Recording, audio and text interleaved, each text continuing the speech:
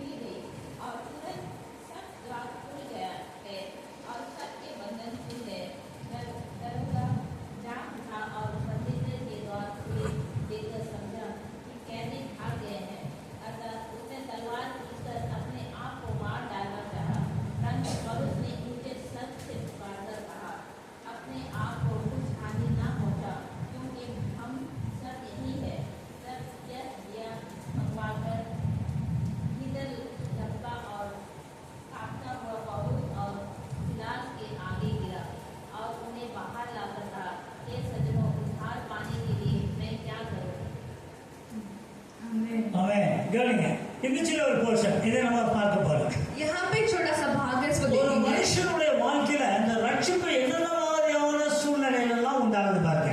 कि जब उद्धार होता है तो एक मनुष्य की जिंदगी में क्या क्या होता है।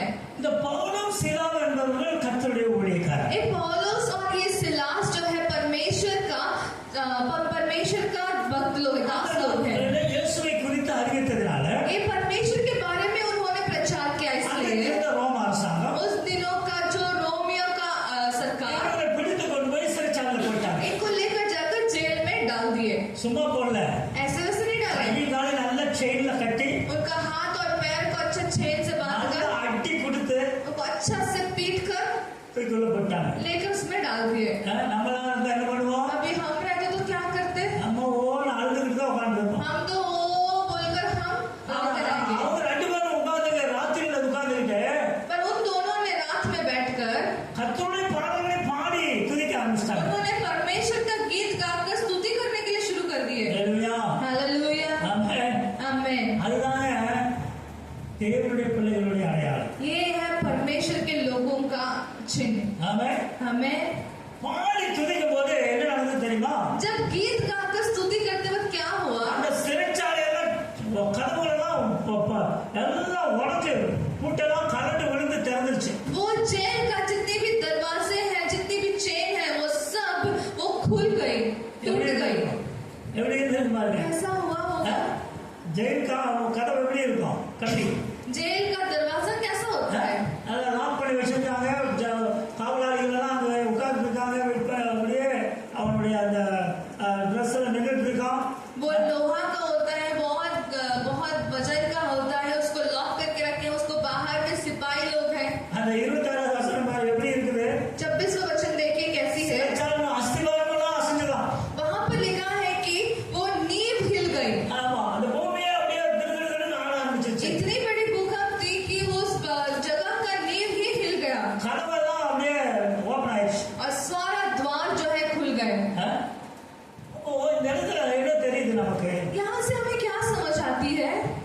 போராட்டத்தின் மத்தியில நம்மால ஒண்ணும் பண்ண முடியாத நேரத்துல ஒரு பாட்டு பாடினா போதும், जब हमारे मुश्किलों के समय में, तकलीफों के समय में हमें गीत गाने से बस है, எல்லாம் உடைஞ்சு போகுது। आमेन, सब कुछ टूट जाएगी। हालेलुया। हालेलुया।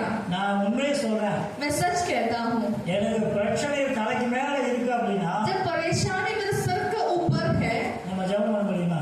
क्या हम प्रार्थना कर सकते ஜெபம் हैं? பண்ணணும்னா என்ன நடக்கும்? प्रार्थना करेंगे तो क्या होगा? ஜெபம் பிரச்சனை நேரத்துல நீங்க ஜெபம் பண்ணி பாருங்க. परेशानी के समय में प्रार्थना करके देखिए, 10-15 சண்டைக்காரங்க முன்னாடி நின்னுட்டு இருப்பாரு. 10-15 जो हमारे विरोधी लोग खड़े रहेंगे, ஆமா, யாரோட எல்லாம் நீங்க சண்டை போடுறீங்களோ அவங்கள வேறு வரிசையா நிற்பாங்க जिन जिन से आप लड़ते हैं वो सब आपकी आंखों के सामने खड़े रहेंगे। ஜெபத்துல. प्रार्थना में அந்த மூணுனா சண்டைக்காரங்களும் நின்னுட்டு இருப்பாங்க. आंख बंद करने से हमारे चारों ओर वही लोग खड़े रहेंगे। இங்கதான் பிராக்டிஸ் நடக்குது. உங்களுக்கு என்ன பேசுறது பாருங்க. और प्रार्थना करने में ही हमारा सारा प्रैक्टिस होगा कि देखो मैं क्या करता हूँ। அடுத்து கேட்கணும். मैं अक्षर से पूछूंगा।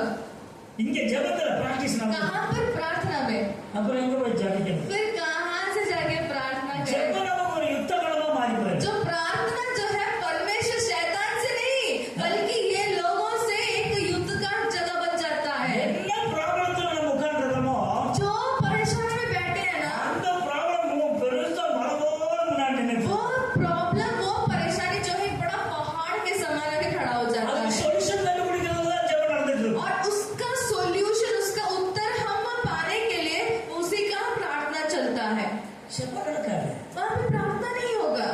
சாமி இதெல்லாம் மூட்டை கட்டி தூக்கி போட்டு पर चुपचाप इसको बड़ा सा बस्ता बनाकर फेंक कर ஒரு பாட்டு புத்தகத்தை கையில் எடுத்து एक गीत का पुस्तक को लेकर 10 பாட்டு பாடுங்க. आप 10 गीत गाइए। ஆமென். आमेन। என் அனுபவத்தை நான் உண்மையை मैं சொல்றேன். अपने अनुभव को मैं सच्चे में कहता ஒரு हूँ। பாட்டு புத்தகத்தை கீர்த்தனையை எடுத்து உட்கார்ந்து 10-15 பாட்டு பாடாது. आप कोई भी जय के गीत हो, कोई भी गीत का पुस्तक लेकर आप 10 गीत गाइए। சிறைக்கதவுகளெல்லாம் உடைக்கப்பட்டு आपका सारा बंदगी का द्वार खुल जाएगा। ஆமென். हालेलुया। அல்லேலூயா. आमेन। அவரு சீலாவும் பாடி துதிக்கிறாங்க. पौलुस और सिलास दोनों स्तुति के गीत गाए அந்த நிலைக்காலெல்லாம் அதிர்ந்தது. और उस जगह का नींव हिल गई। பூமி எதிர்ச்சி உண்டாயிற்று. वहां पर भूकंप हुए கதவுகளெல்லாம் தெரிச்சு போயிடுச்சு. और सारी द्वार टूट गई। அப்ப எப்படி இருக்கும்? तो वहां पर क्या होगा? அந்த சிறைச்சாலை அந்த காடு அப்படியே பதறி இடிச்சு ஓடி வர்றான். वहां का जो धारेगा चौक है वो डर का मार के भाग गया। அவன் என்ன நினைச்சு ஓடி வர்றானா? वो क्या समझा? ஐயோ, கைதிகள் எல்லாம் தப்பிச்சு ஓடி இருப்பாங்க. अरे यहाँ पे जितने भी कैदी हैं ये तो सब भाग गए होंगे। நான் வெடிச்சதுல நம்மளை எல்லாம் பிடிச்சு கொண்டு போடுவாங்க. अगर सुबह होते होते सब मुझे पकड़ कर मार डालेंगे। என்ன பண்ணிட்டு இருந்தீங்க? आप क्या कर रहे थे? இந்த ஓடி போயிட்டானுங்களா? सब तो भाग गए। நீ சரியா காவல் காக்கல. तुमने सही तरीके से नहीं देखा। அப்படின்னு சொல்லி அவன் பயந்து நடுநடுங்கி வெளிச்சல மந்தத்தெல்லாம் எடுத்துட்டு ஓடி வர்றான். ऐसा वो डर कर वो दीपट्टी को लेकर वो भाग कर आता है। அது மாத்திரம் இல்ல, ये सिर्फ नहीं, அவன் ஐயோ இனி நம்ம உயிரோடு லாய்க்கு இல்ல, நம்ம கொண்டு போடுவாங்கன்னு அவன் தற்கொலை பண்ணிக்க பாக்குறான். तो वो सोचा कि अगर ये बड़े लोगों को पता चले, बड़े अधिकारियों को पता चले तो वो मुझे मार डालेंगे, इससे पहले मैं खुद ही मर जाऊं करके वो अपने आप को खुदकुशी करना चाहा। அவரு சீலா சொல்றாங்க, तभी पौलुस और सीलास ने कहा, நீ ஒண்ணும் பண்ணிக்காத, देख तू कुछ मत कर, நான் உள்ள இங்கதான் இருக்கிற, பயப்படாத. हम कहीं भाग नहीं गए, हम यहीं पर है। ஆமென். आमेन। கைதிகள் कैदी लोग, காவலாளிகள் சொல்றாங்க, वो सिपाही लोगों को कहता है, ஒண்ணும் பண்ணாத நீங்க, நீங்க நாங்க இங்கதான் இருக்கோம், பயப்படாத. अपने आप को कुछ मत कर क्योंकि हम सब यहीं पर है। ஏதாவது நடக்குமா அப்படி? ऐसा कहीं होगा क्या? ஆமென். हमें கர்த்தருடைய பிள்ளைகளால எதையும் செய்ய முடியும். परमेश्वर के बच्चों से कुछ भी हो सकता है। வந்து பயப்பட மாட்டாங்க. आपकी परिस्थितियों को देखकर डरने नहीं। அல்லேலூயா. हालेलुया। நேற்றுக்கு அந்த நடந்த அந்த ப்ராட்டஸ்ட்ல ஒரு சின்ன ஒரு சம்பவம். जो कल के जो प्रोटेस्ट हुआ था तो वहाँ पे छोटी सी संभव பாம்பேல அங்குள்ள அந்த ப்ராட்டஸ்ட் பசங்க, அந்த ஜென்சி பசங்க எல்லாம் ஒரு பெரிய போலீஸ் வேன்ல ஏத்திட்டாங்க. तो जितने भी जेंसी बच्चे लोग हैं उन सभी को वैन में चढ़ा दिए। लड़का लोग को ஒரு பொண்ணு அந்த வழியா வந்து அப்படி வந்து பார்த்திருக்கிறா. एक लड़की उस तरफ से गई அந்த வேன் ஃபுல்லா பசங்க உள்ளுக்குள்ள பிள்ளைங்க இருக்காங்க. और वो वैन पूरा बच्चे लोग हैं, लड़के बच्चे लोग हैं। இவன் என்ன நினை பாக்குறா, ये देखी, இத பார்த்து நான் எப்படி கிராஸ் பண்ணி போவேன்? ये देखकर मैं अनदेखा करके मैं कैसे जाऊं? எவ்வளவு அவமானம், நான் அப்படி போனேன்னா எவ்வளவு கோழை நான். अगर मैं देखकर भी अनदेखा करके जाऊं तो मैं कितना बेवकूफ है, कितना मूर्ख हूं मैं। எப்படி நான் போக முடியும்? मैं कैसे जाऊं? நேரா போனா वो सीधा गई, அந்த பஸ் அப்படியே ஸ்டாப் பண்ணிடுது. वो बस को अपना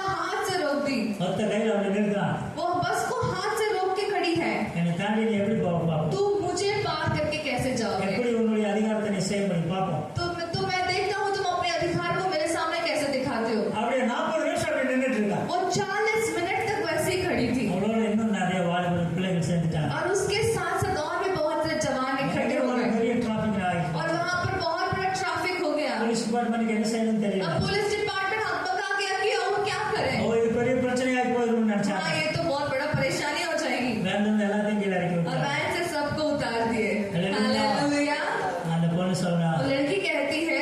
அவ கடைசியா பேட்டி கொடுக்குறா. वो आखिरी में वो पत्रकार से कहती है. BBC அந்த சேனலுக்கு பேட்டி கொடுக்கும்போது சொல்றா. BBC चैनल से जब बात करती थी. நான் ஆரம்பத்துல கொஞ்சம் பயந்தேன். मैं प्रारंभ में मैं डर गई. கொஞ்சம் எனக்கு ஒரு மாதிரி தான் இருந்தது. प्रारंभ में तो मुझे एक तरफ से लगा. நான் தனியா எப்படி இதை செய்ய முடியும்னு நினைச்சேன். मैं अकेले में कैसे करूं. ஆனால் எனக்கு ஒரு துணிச்சல் வந்தது. पर अंदर से मेरे अंदर में कैसे हिम्मत நான் जगी. இதை பார்க்க இதை நான் கண்டுக்காம நான் போனேன்னா என்ன மாதிரி ஒரு கோலை யாரும் இருக்க முடியாது. मैं सोची अगर मैं इसे अनदेखा करके जाऊं तो मेरे जैसा मूर्ख और बेवकूफ और कोई नहीं होगा. அதிகபட்சமா என்ன நடக்கும்? और ज्यादा से ज्यादा और क्या होगा. இந்த பஸ்ஸை மேல ஏத்தி கொண்டு இருக்கலாம். ये बस मुझे ऊपर चढ़ा कर मुझे मार डालते. பரவாயில்ல அதனால என்ன? तो इससे क्या. ஆமென். हमें துணிச்சல். एक हिम्मत. ஆமென். ஆமென். ஹalleluya. இன்னைக்கு பாருங்க ஒரு பெரிய ஒரு மாணவர்கள் மத்தியில ஒரு பெரிய புரட்சிகரமான ஒரு பெண்ணாக அவள் அறியப்பட்டார். तो देखिए आज के जवानों के बीच में एक बहुत बड़ी लड़की समझा जाती है वो आज.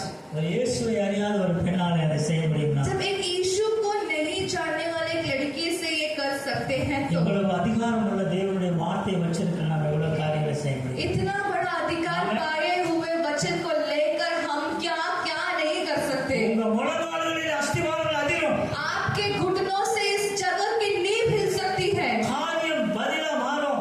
आपका जो कार्य वो उत्तर में बदल जाएगी. உன்னை கண்டு வந்து முன்னாடி மண்டிடுவார்கள். तुझे देख लोग तेरे आगे घुटने टेकेंगे. ஏன்னா நீ வைத்திருக்கிற அதிகாரம் உள்ள வாக்கியம். क्योंकि तुम्हारे पास जो है वो अधिकार की वचन है. தேவன் வாயில் அதிகாரம் உள்ள வாக்கியம். परमेश्वर तुम्हारे जुबान में अधिकार की वचन रखा है. ஹalleluya. हालेलुया.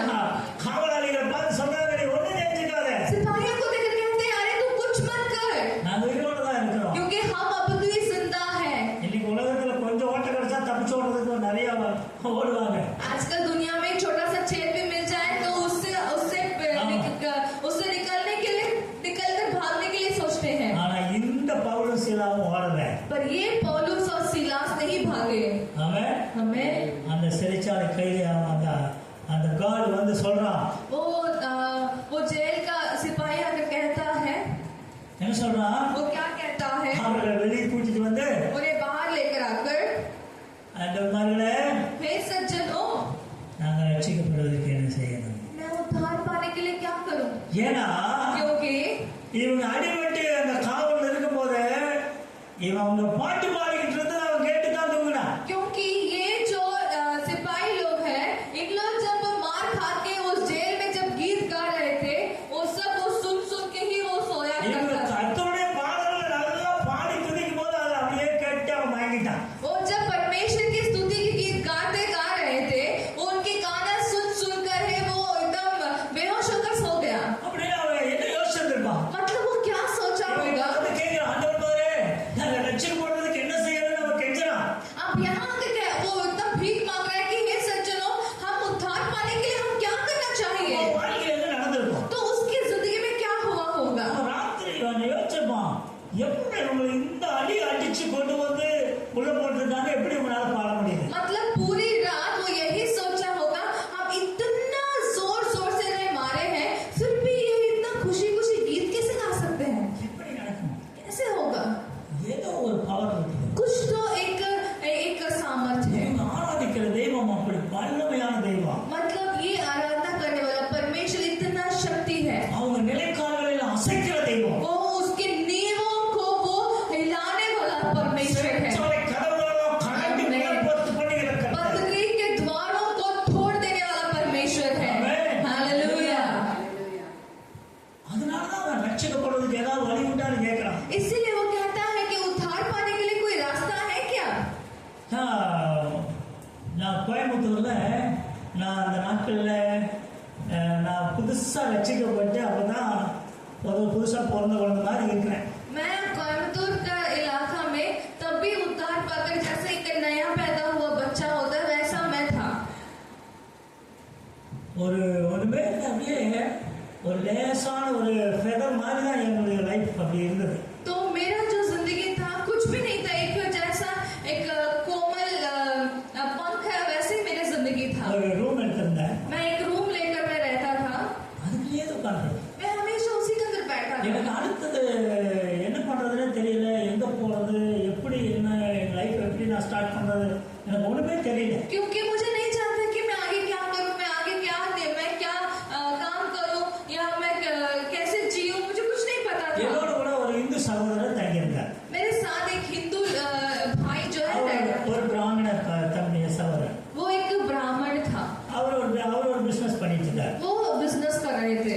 ரூம்ல என்னை பத்தி அவர் பழைய லைஃப் என்னை பத்தி அவருக்கு நல்லா தெரியும். मेरे बारे में अच्छे से जानते हैं क्योंकि मेरे साथ ही तो रहता था. ஆண்டவரை ஏற்றுக்கொண்ட ஒரு பால் இருக்கிற சூழ்நிலையை அவர் புரிஞ்சுக்கிட்டார். और परमेश्वर को मैं ग्रहण कर लिया, ये मेरा एक बदलावट वो समझ भी गए. அவர் கேட்பாரு, वो पूछेगा என்னாச்சு உங்களுக்கு அப்படின்னு கேட்பாரு. और पूछेगा जोसेफ आपको क्या हो गया, என்னுடைய பாஸ்ட் அவருக்கு தெரியும். क्योंकि मेरा पुराना जिंदगी भी जानता है. இப்போ நான் ரட்சிக்கப்பட்ட ஒரு பால் இருக்கிற நிலைமையை அவருக்கு பார்த்து வர்றாரு. अब मैं उद्धार पाने का जो जिंदगी है वो भी वो देख रहा है. ரொம்ப கவனமா பார்த்துட்டு வர்றாரு. वो बहुत जोर से वो देखेगा. ஏதோ அந்த மண்டைகள் ஆகி போச்சு போல யோசிக்கிறேன். वो सोचता था कि इसके तो दिमाग में कुछ गड़बड़ हो गई. நான் ரூம் கதவை சாத்திட்டு ஒரு 11 மணி இருக்கும். एक बार क्या हुआ, मैं रूम का दरवाजा बंद करके लगभग 11 बज गया होगा. பாடி துதிச்சு ஆராதிச்சு தேவ பிரசன்னத்துல போயிட்டே இருக்கிறாங்க. मैं जो अच्छा से गीत गाकर स्तुति करके मैं परमेश्वर की उपस्थिति में अंदर एकदम गहरा जा रहा था. மணி 2 மணி இருக்கும். और उसके बाद मैं जब खत्म किया तो लगभग 2 बज गए होंगे. 11 மணிலேருந்து மணி 2 மணி வரைக்கும், मतलब 11 से लेकर 2 बजे तक ரொம்ப தேவ பிரசன்னத்துல நான் இருக்கிறேன். इतना परमेश्वर की उपस्थिति में था. கதவை திறந்து பார்த்தா मैं जब बाहर दरवाजा खोला, அந்த பிரதர் சகோதரர் வந்து வெளியே சேர்ந்து உட்கார்ந்துருக்காரு. वो जो मेरा साथ जो रहता था वो भाई बाहर में चेयर डालकर बैठा है. நான் பார்த்து எனக்கு ஒரு மாதிரி கஷ்டமா தான் இருந்தது. मैं उसे देखकर मुझे अजीब हो गया. என்னடா இப்படி ஆகி போச்சு. अरे यार कैसा हो गई. அப்புறம் நான் கேட்டேன், எப்போ வந்தீங்க அப்படின்னு கேட்டேன். तो मैं पूछा क्या भाई आप कब आए. நான் வந்து உட்காந்துட்டேன். तो उसने मैं तो पहले ही आकर बैठ गया. அப்போ அவர் சொன்ன ஒரே ஒரு வார்த்தை, वो एक बार बोला, கொஞ்ச நாள் நானும் உங்களை மாதிரி ஆயிரம் போல இருக்கிறேன். वो बोला मैं अगर आ रहा हूँ तो थोड़ी देर में मैं भी आपके जैसा बन जाऊंगा. हालेलुया. நம்ம அவருக்கு ஒன்றும் சொல்லலை. हम कुछ नहीं बोला उससे. இந்த நேற்றுக்கு எனக்கு அவரை பற்றி எனக்கு ஞாபகம் வந்து, पता नहीं क्यों पर कल के दिन ज्यादा से ज्यादा उनके बारे में मुझे याद आया. அதுக்கு முன்னாடி அவர் எங்க இருக்காரு இன்னைக்கு வரைக்கும் நான் பார்த்தது கிடையாது. अब उसके बाद वो कहाँ है, क्या करता है, मुझे उसके साथ कोई कांटेक्ट அவர் नहीं है. சொன்ன வார்த்தை எனக்கு ஞாபகம். पर वो शब्द बोला मेरे को अभी भी याद है. இன்னும் கொஞ்ச நாள் நான் உங்களை மாதிரி ஆயிரம் போல. अगर थोड़ी दिन रहूं तो मैं भी आपके जैसे ही हो जाऊंगा. அல்லேலூயா. हालेलुया. ஒருவேளை இந்த ரட்சிக்கப்பட்ட வாழ்க்கைக்கு முன்னாடி இருந்த லைஃப் பார்த்து அப்படி சொல்ல மாட்டாங்க. कोई भी मेरा उद्धार पाने का पहले जो जिंदगी जी रहा था उसे देखकर कोई नहीं कह सकता. ஆனா இயேசுவை நான் அறிந்து ஏற்றுக்கொண்ட போது पर जब यीशु को मैंने ग्रहण कर लिया, எனக்குள்ள ஒன்றான மாற்றத்தை கண்டு मेरे अंदर जो बदलावट हुई அவர் சொல்லுகிறார், उसे देखकर वो कहता है கொஞ்ச நாள் உங்களை மாதிரி ஆயிரம் போல. थोड़े दिन में मैं भी आपके जैसे बन जाऊंगा. लगता ट्रांसफॉर्मेशन, वो है ट्रांसफॉर्मेशन, बदलावट. आमेन. आमेन. हालेलुया. हालेलुया. आमेन. आमेन. கேக்குறான், वो पूछता है ரட்சிக்கப்படுறதுக்கு நான் என்ன செய்யணும். मैं उद्धार पाने के लिए क्या करूं, ஏன்னா நான் நேற்றுக்கெல்லாம் உங்களை பார்த்தேன், क्योंकि कल मैंने आप लोगों को देखा அவ்வளவு அடி போட்டு इतना मार पीट कर, அவ்வளவு சங்கிலிகளால கட்டி इतना बड़े बड़े जंजीरों में आप लोगों को बांध कर உங்களை காயப்படுத்தி அந்த சிறைச்சாலை போட்டிருக்காங்க. आपको घायल करके उस बंदगृह में डाले हैं. ஆனா மத்தவங்க எல்லாம் முணங்கி சுருண்டு படுத்துருவாங்க. बाकी लोग हैं तो वो मार खाकर रो कर वो विलापित करके उसी में खड़े रहेंगे. நீங்களும் பாட்டு பாடி துதிச்சதை பார்த்ததையும் पर आपने जो गीत गाकर स्तुति करता हुआ देखकर நீங்கள் ஆராதிக்கிற தேவன் உண்மையுள்ளவர் என்று அறிந்து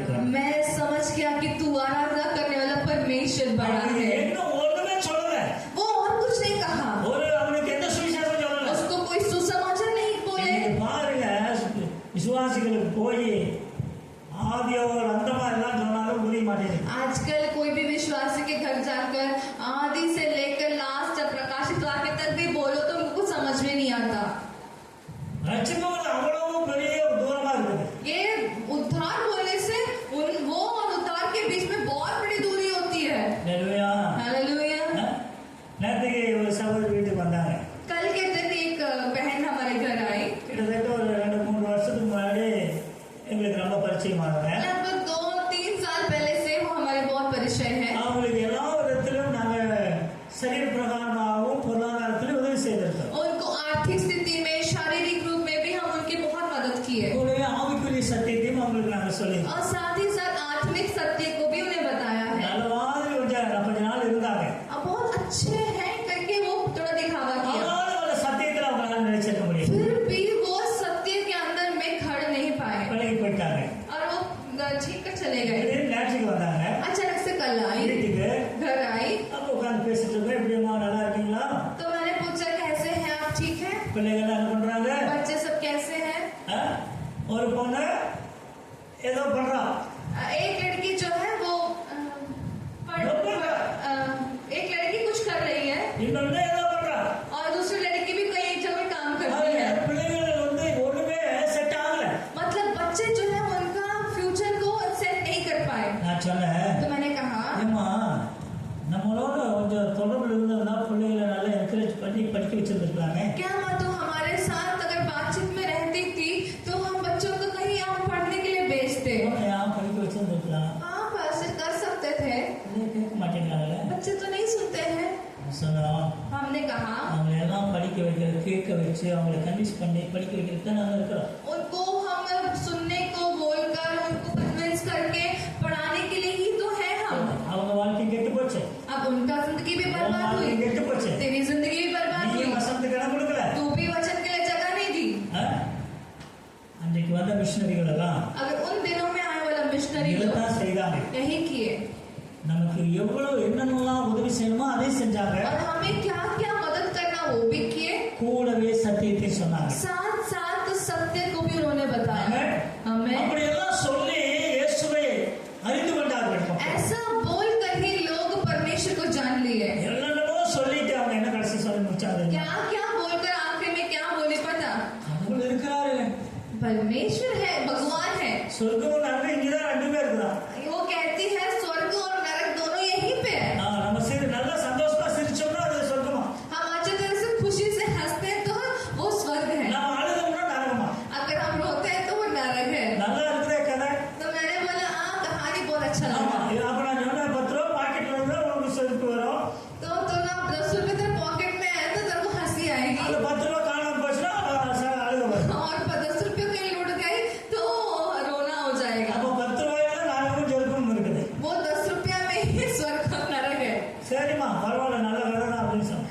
तो मैंने बोला अच्छा कहानी है. கட்சிப்பு எவ்வளவு தூரத்துக்கு இருப்பாரு. तो देखिए उद्धार कितना दूरी है. ஹalleluya. हालेलुया. ஆமென். आमीन. நன்மையான பிள்ளைகளே, मेरे प्रिय परमेश्वर के இந்த लोगों, மனுஷனுக்கு யாராவது சொன்னாங்களா? ये मनुष्य को किसी ने कहा है क्या? சகைக்கு ஏதாவது சொன்னாங்களா? जक्कई को किसी ने सुसमाचार बोला? நமக்குள்ள தானா உருவாகிற ஊற்றுக்கண்ணது. वो जो है हमारे अंदर में अपने आप जगने वाली एक सोता है. இந்த சிறைச்சாலை மனுஷன் என்ன செய்தான் தெரியுமா? तुरंत वो सिपाही क्या அவர்களை किए? தங்கள் வீட்டுக்கு கூட்டிட்டு போய் उनको अपने घर ले गए. கூட்டிட்டு போய் நாங்க என்ன செய்யணும்? वहां जाकर क्या किए? ரட்சிக்க போறது நாங்க என்ன செய்யணும்? वो कहते हैं उद्धार पाने में क्या करूं? ஒண்ணுமே செய்ய வேண்டாம். उन्होंने कहा कुछ नहीं. இயேசு விசுவாசி, அவ்வளவுதான். तू बस विश्व मसीह को विश्वास நீ कर. நம்பு, இந்த வேத வசனத்தை நீ நம்பு. तू बस परमेश्वर को भरोसा कर, ये वचन को भरोसा இதுல कर. 1000 கேள்வி கேட்டுக்கிட்டு இருக்காங்க. तो इसमें से बैठकर 1000 प्रश्न मत पूछो. நீ நம்பு, அவ்வளவுதான். तू குழந்தை बस மாதிரி विश्वास कर. जैसे एक बच्चा भरोसा करता है वैसा तुम भी कर. மீதியான இயேசுவை பாரு. बाकी सब यीशु देख लेगा. आमीन. ஹalleluya. हालेलुया. மீதியெல்லாம் அவர் பார்த்துப்பார். बाकी सब वो देख लेगा. நம்ம கேள்வி மேல கேட்டுக்கிட்டே இருந்தோம்னா अगर आप प्रश्न के ऊपर प्रश्न पूछ रहे हैं, நமக்கு ஆன்சர் வரவே வராது. कभी भी उसका जवाब नहीं आएगा. ஆமென். आमीन. நம்ம செய்ய வேண்டிய காரியம் நம்ப வேண்டியது. हमें क्या करना है? परमेश्वर से भरोसा करना है. இந்த வேத வசனங்கள் எல்லாம் சத்தியம். ये जो भी वचन में लिखा है वो सब सत्य நீ है. நம்பு, அவ்வளவுதான். तो भरोसा कर बस. அவன் தங்கள் வீட்டுக்கு கூட்டிட்டு போய் और तुरंत वो अपना घर ले गया.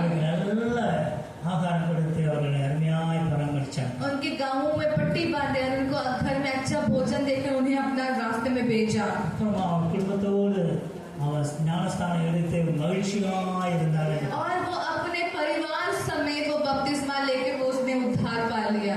ஆமென். हालेलुया। ஒரு மனிதனுடைய வாழ்க்கையில ஏற்படுகிறதான மாற்றம். ये है एक मनुष्य के जिंदगी में होने वाली बदलावट। சில சம்பவங்கள் நமக்கு வாழ்க்கையில நேரிடும். कुछ ऐसे संभव हमारे जिंदगी में होगा।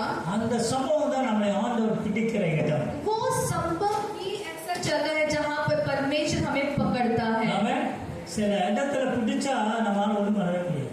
अगर परमेश्वर को ऐसा जगह में पकड़ेगा तो हम वो जगह में से कुछ नहीं कर सकते। அப்படி கழுத்தை அப்படி பிடிச்சோம்னு வச்சுக்கோங்க. जैसा हम हमारे गर्दन को पकड़ लिया कोई, இங்க பிடிச்சாலும் சரி பின்னாடி பிடிச்சாலும் சரி, यहाँ पकड़ने से भी ठीक है, पीछे पकड़ने से भी அப்படியே நின்று வேண்டியது. ऐसे खड़ा होना। என்ன சொன்ன கேசன் இப்படி பிடிச்சிட்டா, अगर कोई ऐसे जोर से दबा दिया तो, இல்ல இப்படி பிடிச்சிட்டா अगर पीछे से कोई दबा दिया तो சரியான முடி एकदम ऐसा मगरमच्छ का पकड़ समझ लीजिए। அப்படியான கப்பு நான் பிடிச்சிருந்தது. परमेश्वर ऐसा ही पकड़ कर खड़ा कर देता है। அந்த பிடிச்ச இடத்த பார்த்தா அப்பா, मगर मुझे जहाँ पे परमेश्वर ने पकड़ा उस पकड़ कर मैं सोचा तो எனக்கு ஆச்சரியமா இருக்கு. बहुत आश्चर्य लगता है। அது என்னால அதை எப்படி விவரிக்கவே முடியல. मैं उसको बहुत बढ़ाकर मैं नहीं कह पाता। நேற்றுக்கு உட்காந்து நானும் பாஸ்டமா பேசிட்டு இருக்கேன். कल के दिन मैं और मेरे पास्टर में दोनों बात कर रहे थे। நான் சில அனுபவத்தை சொல்லிட்டு இருந்தேன். मैं कुछ अनुभव में कहता था। ஆண்டவர் எப்படியெல்லாம் நம்மளுடைய தேவைகளை சந்திக்கிறாரு, எப்படியெல்லாம் அந்த உடனடியா அந்த இடத்தை மீட் பண்றாருன்றத பத்தி பேசிட்டு இருந்தேன். हमने बात कर रहे थे परमेश्वर हमारी जरूरतों को कैसे कैसे परिपूर्ण किया है, पूरा किया है, जहाँ जहाँ पर हमारा मदद किया है वो सब के बारे में हम बातें कर रहे थे। பாஸ்டர் சொன்னாங்க, पास्टर ने कहा நீங்க ஆண்டவர் ரொம்ப நேசிக்கிறீங்க, आप परमेश्वर से बहुत प्रेम करते हो। அதனால அல்ல ஆண்டவர் உங்களை ரொம்ப நேசிக்கிறாரு, அதனால அவர் செய்யறாரு. परमेश्वर आपसे बहुत प्रेम करता है इसलिए ये सब करता है। யாரு? ஆண்டவர் என்னை நேசிக்கிறார்.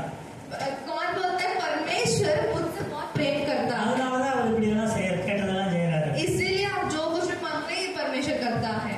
நான் சொன்னேன், मैंने कहा ஆண்டவர் என்னை நேசிக்கிறது ஒரு பக்கம் இருக்கட்டும், परमेश्वर मुझसे प्रेम करता है वो एक बात छोड़ो, நான் அவரை அதிகமாக நேசிக்கிறேன். मैं उनसे बहुत प्रेम करता हूँ। ஆமென். आमेन। நான் அவரை அதிகமாக நேசிக்கிறேன். मैं उनसे बहुत प्रेम करता हूँ நான் வசனம் சொல்லுகிறது, क्योंकि वचन कहता है அவரிடத்தில் அன்பு கூறுகிறவர்களுக்கு उनसे प्रेम जो करता है சகலமும் நன்மைக்கு ஏதுவாய். सब कुछ भलाई में बदल जाएगी। ஆமென். आमेन। சகலமும் இதுதான் சொல்லல, ये करके नहीं, இதுதான் ஸ்பெசிபிக்கா சொல்லல, ये करके स्पष्ट रूप से नहीं, எல்லாம் सब कुछ। ஆமென். आमेन। எல்லாம் सब कुछ कह दिया, நன்மைக்கு ஏதுவாய் நடக்குமா? जो सब कुछ भलाई के लिए बदल जाएगा। அல்லேலூயா.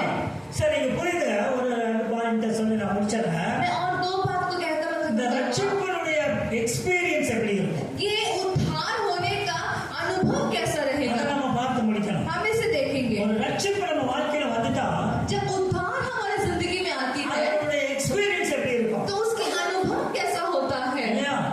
हालेलुया। இப்போ 180 குடிச்சவங்களுக்கு போய் எப்பவா இருக்குமே நமக்கு தெரியுமா? எப்படி இருக்கு நமக்கு தெரியுமா? अभी 190 पीने वाले लोगों से पास कैसा उससे से बता सकेगा? குடிச்சதா தெரியும், குடிக்காதவங்க எப்படி தெரியும்? अगर पीने वाला है तो समझेगा, नहीं पीने वाला तो क्या पता। குடிக்காதவங்க போய் 180 எப்படி இருக்குன்னு கேட்டா சொல்லுங்க. अभी नहीं पीने वाले से पास जाकर पूछे तो वो क्या जवाब देगा? अरे मेरा सर घूमता है, கண்ணெல்லாம் மேல போவாங்க, मेरे आँख ऊपर जाता है, வாயெல்லாம் உளருவாங்க, मैं मुंह जो है बड़बड़ाता है அதுக்கு மேல கீழே படுத்துக்கலாம். और उसके बाद नीचे गिर जाता है, அவ்வளவுதான் சொல்ல முடியும். ऐसे बोलेंगे। ஆனா அவங்ககிட்ட கேட்டா पर उससे जाकर पूछे அது உள்ள போச்சுன்னா அது தனி உலகங்க. वो बोलेगा अरे तुम नहीं जानते, अंदर जाते तो वो अलग ही दुनिया है। वो बोले अलग ही அது दुनिया है, சொல்ற ஸ்டைலே தனிங்க. वो बोलने का स्टाइल ही अलग होता है। ஒரு குரங்கு ஒன்று இருக்குது, हाँ? ஒரு குரங்கு एक बंदर है, அது ரொம்ப ரொம்ப ரொம்ப பெக்குலியரான ஒரு குரங்கு. அது वो बंदर जो है बहुत विशेष बंदर है, அமேசான் காட்டுல वो अमेज़न में ही होता है। குரங்கு என்ன பண்ணுமா? वो बंदर क्या करता है? எப்போதும் மயக்கத்திலே இருக்குமா, वो हमेशा वो जो है वो नशे में रहता है, போதையில இருக்குமா, वो கண்ணா हमेशा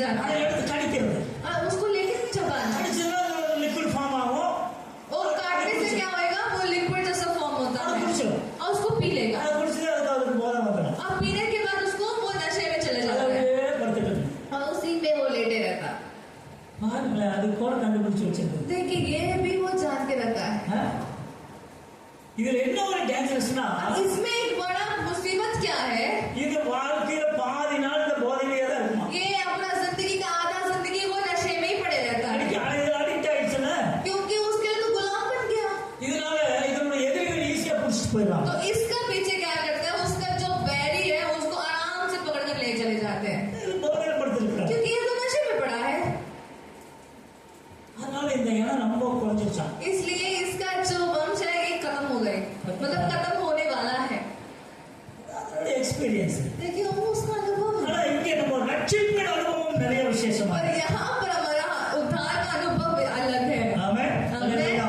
சீக்கிரமா வாசிங்க हम जल्दी पढ़ेंगे ஏசாயா தீர்க்கதரிசனம் यशायाह का पुस्तक 61 10 வாசிங்க 61 उसमें 10 61 10 यशायाह का 61:10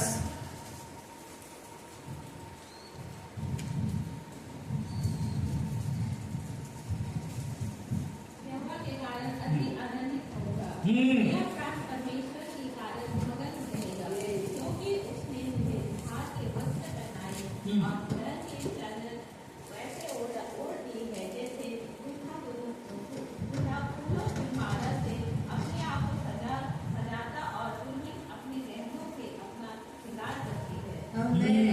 ரட்சிப்பின் வஸ்திரமாக तो देखिए उद्धार का वस्त्र है ரட்சிப்பு எப்படின்னா ஒரு வஸ்திரம் देखिए उद्धार का मतलब वो एक वस्त्र समान है ஒரு அந்த மாதிரி ஒரு ட்ரெஸ் பாருங்க நம்ம அப்படியே கவர் பண்ணிடுது देखिए हम कोई कपड़े पहनते तो हमें ढक देती है இல்லையா நம்ம கவர் பண்ணி நம்ம அழகாய் மாத்திடுது तो हमें ढक कर हमें सुंदर बना देता है அப்போ இந்த ரட்சிப்பு என்பது தேவன் நம்மை மூடுகிற ஒரு வஸ்திரமாய் ये வைக்கிறார் उद्धार क्या होता है परमेश्वर हमें ढकने का वस्त्र होता है ஆமென் आमेन அந்த ஒரு இளையகுமாரன் பத்தி நம்ம படிச்சிருக்கோம் இல்லையா हम पढ़ते हैं ना जो छोटा बेटा का बारे அவன் में தன் தகப்பனிடத்துல வந்து அவன் என்ன பண்றான் वो नाकाम बेटा என் பங்கை கொடுத்துருங்க वो बोलता है अपने पिताजी से मेरा अपना दौलत दे दो நான் வீட்டை விட்டு வெளியே போறேன் मैं घर छोड़कर मैं भाग जाता அவங்க हूँ அப்பா கொடுத்துட்டாரு போடா उसके पिता बिना कुछ बोले उसे दे दिया ஏன்னா அவனை புடிச்சு வச்சா நிக்க மாட்டான் क्योंकि वो चाहता था कि इसको पकड़ के रखे तो वो खड़ा नहीं அவன் रहेगा புடிச்சு வச்சிருந்தா அவங்க அப்பா வந்து அவங்க அப்பாவுக்கு 2 பவர் இருக்கு तो उसको पकड़ कर रखने के लिए उसके पिताजी के पास 2 पावर है ஒன்று கண்டிப்பு एक है उसको डांटना இன்னொன்று अன்பு दूसरा है प्रेम அன்பாக சொல்றாரு वो प्रेम से कहता है அப்பா மகனே உனக்கு என்ன பிரச்சனை இங்கே இருப்பா अरे मेरा बेटा तुमको क्या प्रॉब्लम है तुम यहीं पे रह जाओ உனக்கு ஒரு கதையும் இல்லை நீ ராஜா இளைய மகனா என்ன சொல்றது இலவசமாக இருக்கிற உனக்கு என்ன பிரச்சனை तू तो राजकुमार जैसे यहाँ पे सारा सुविधाओं के साथ हो तुम क्यों जाना चाहते நீ हो என்ன வேணாலும் கேளுப்பா நான் தரேன் और भी तुम्हें जो चाहिए पूछो मैं तुम्हें दूंगा நீ மாத்திரம் எங்க போகாதப்பா இங்கே இருந்து சொல்லி पर तुम कहीं मत जाओ तुम यहीं पे रहो இது அன்பான கண்டிப்பு அன்பான அன்பா வச்சுக்கிறது ये बहुत प्रेम से बोलना அவன் அதுக்காக இது பண்ணிடல पर அவங்க அப்பா அப்படி சொல்லல पिता जैसा नहीं कहा இல்லைன்னா அவங்க அப்பாட்ட அதிகாரம் இருந்தது और यहाँ तो उसके पिता के पास डांटना है பரவா எங்க போற ए तुम कहाँ जा रहे हो பிச்சு போடு பிச்சு मैं तुम्हें ऐसा मार दूंगा அந்த உங்களுக்கு தில் ஆயிடுச்சு ऐसे तुमको हिम्मत आ गया क्या चल अंदर அந்த வேலைக்காரங்களை கூப்பிட்டு அவனை கட்டி உள்ள போடுங்க அப்படின்னு சொல்லிடுது दो नाश्ते को पकड़ के इसको बांध के अंदर में डालो करके बोले से कर देते நீ என்ன பங்கு வச்சு போறியா என்ன பண்ணலாம் எப்படி முடியும் என்னால तुम क्या अपना भाग लेकर जाने के लिए चाहते हो ऐसा कैसे हो सकता है செய்ய முடியும் और कर सकता ஆனா அவங்க அப்பா இரண்டே செய்யுது पर पिताजी ने दोनों नहीं किया எடுத்துட்டு போப்பா ले जाओ அவன் கொண்டு போனா उसने ले गया இஷ்டத்துக்கு செலவு பண்ணா अपना मन मर्जी उसे किया ஆனா வேஸ்ட் ஆயிடுச்சு सब कुछ खर्च हो गई அவனோட நண்பர்கள் எல்லாம் வலை ஓடி उसके போயிட்டாங்க पास जितने भी दोस्त थे सब भाग गए பசி எடுத்துருச்சு अब उसको भूख लगी அடுத்த வேற வழி கிடையாது आगे क्या करे नहीं पता போய் பன்றி மேய்க்கிற இடத்துல போய் வேலை பார்த்தான் जाकर जहाँ पे सुअर को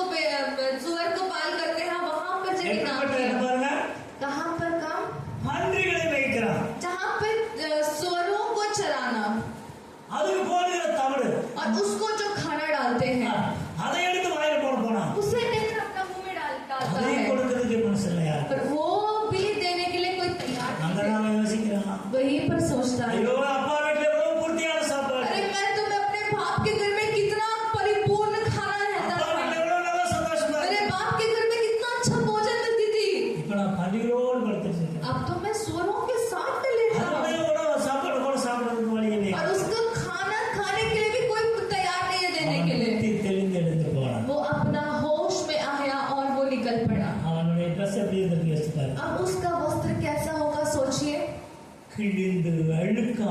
கந்தையாக वो फट कर बदबू और गंदगी से भरा हुआ தன் தகப்பன் வீட்டுக்கு போனான். वो वापस अपना बाप के घर लौटता है। தலையில எண்ணெய் இல்ல, उसके सर में तेल नहीं है, குளிக்கல, वो नहाया नहीं, தன் வஸ்திரமெல்லாம் இருக்கு, उसका सारा वस्त्र गंदगी और फटी हुई செப்பல் இல்ல, और उसके पास जूते नहीं है, எல்லாம் இழந்தவனாக. वो सब कुछ खोया हुआ ஆனா அவன் ஒன்றை இழக்கல, पर एक नहीं खोया, தன் தகப்பன் வீட்டை இழந்து போகிறான். वो अपना पिता का घर नहीं भूला।